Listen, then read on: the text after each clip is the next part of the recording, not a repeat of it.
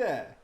In this episode of Analytics Academy, I'm going to show you how you can use a tool called Attributor to capture proper lead source data in Salesforce so you can actually see where your leads and customers are coming from. Let's jump in.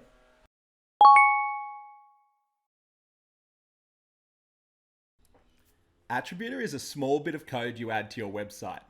When a visitor lands on your site, it detects where they came from and saves the data in a cookie.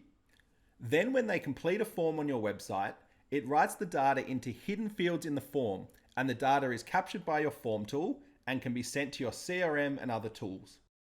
Finally, you can use this data to run reports that show things like how many leads you got from your Google ads, how many customers you got from your Facebook ads, or how much revenue was generated from your SEO efforts. Now that you understand how it works, let's see how easy it is to set up. When you sign up for a free trial, you'll get given a bit of code to add to your website.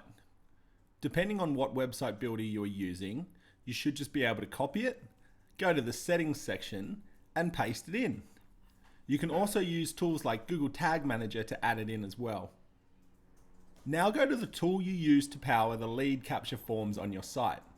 We use Gravity Forms ourselves, but the process is similar for Wix Forms, Typeform, Webflow Forms, and more. Start by dragging and dropping 6 hidden fields to the bottom of your form. Once added, open up each of these form fields and give it a name and a default value. That's it, you're done.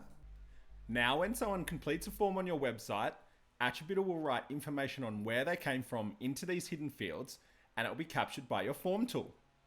You can then send it into Salesforce, store it in a spreadsheet, see it in your email notifications, whatever else you need. To learn more and start a free trial, visit attributor.io today.